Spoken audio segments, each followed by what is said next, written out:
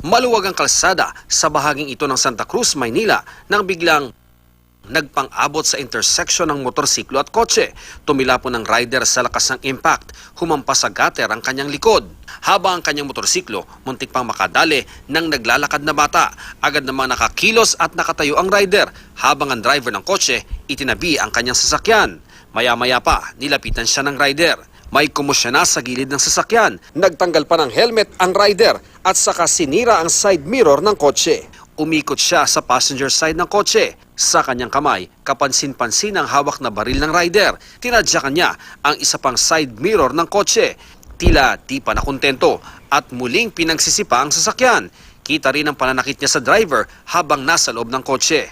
Hindi pa rin natatapos ang rider dahil humirit pa siya ng pambabato sa sasakyan. Sa dami na nakiusyoso sa lugar, walang nagtangkang umawat hanggang sa umalis na lang ang galit na rider. Doon na rin lumabas ang driver at isa pang sakay ng kotse. Lakas ng alam namin banggaan Pag tingin mo namin, yun, lalaki na nakaandusay na. Nakahugot na yung barel. Kung wala akong barel, aawatin na namin. Habang nagwawala, nakaganon yung barel Kwento ng driver ng kotse, iginilid niya ang kanyang sasakyan para sana kumustahin ang nakabanggaan niyang rider. Pero pagtayo niya kasi may nakalabas na yung baril niya So ako, wishing na sana makipag-areglo.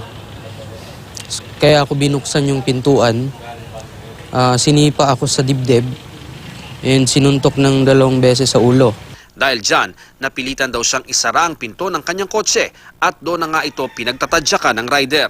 Nagpa-file ako ng complaint kasi supposedly wala namang damage yung sasakyan ko. But dahil dun sa ginawa niya, lumaki yung damage or nagkaroon ng damage. Di pa matukoy kung sino ang may kasalanan sa banggaan.